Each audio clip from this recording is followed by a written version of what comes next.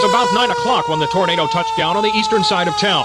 The darkness added to the confusion. Well, it was sort of frightening. We all ran and jumped in the bathroom and just stayed in there until it was all over with. We prayed a lot. By the light of day, residents were able to begin the difficult chore of cleaning up.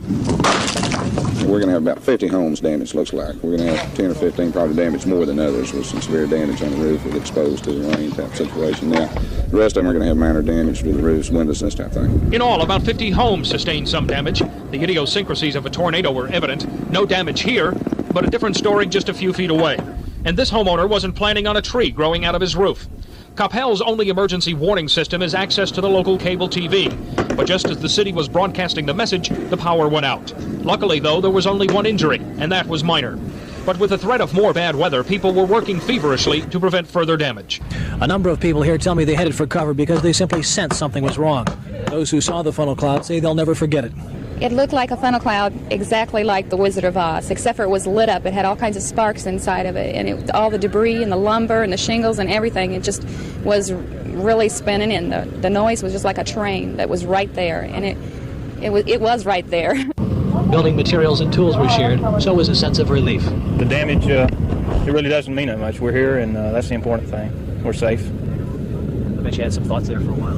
We did, as we crawled into the bathtub. Larry Wheeler and his wife Anita both feared for their lives when they heard the storm slam into their house.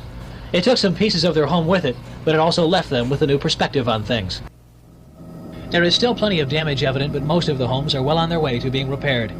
Work crews are taking long hours to replace what the tornado took away in a matter of seconds. The rains that followed did additional damage to the interiors of the battered houses, despite the best efforts to protect them. People here are glad that no one was killed and that all the houses were left standing, but putting it all back together again does have its problems.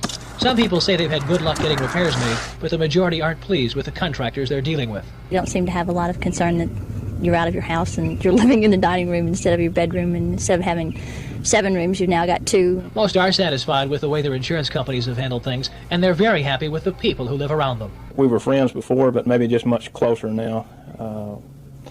We one night just sat out on the street till about 11 o'clock, everybody visiting and just having a good time. The residents say sharing a problem and working together to resolve it has turned their development into a real neighborhood.